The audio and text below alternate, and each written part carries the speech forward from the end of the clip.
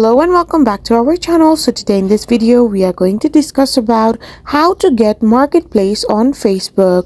So without wasting much of our time, let's get straight into the video. So for this, all you need is simply a Facebook which has a created or designated account. So if you have a Facebook account, then you can easily get to Facebook Marketplace. So let's discuss about it in more depth. So for this, first of all, you need to tap open your Facebook app.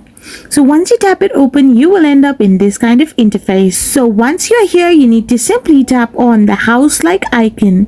So once you tap on it, this is the designated marketplace where you can shop or even sell your products. So if you're going to scroll down, then you can find different kinds of product listed on its marketplace, or even you can search through categories, or even you can search by the search option.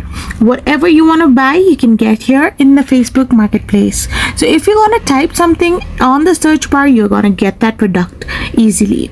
I hope you found this video helpful. So don't forget to hit that subscribe button and do give us a thumbs up. We will be back again with more informative videos. Thank you for watching.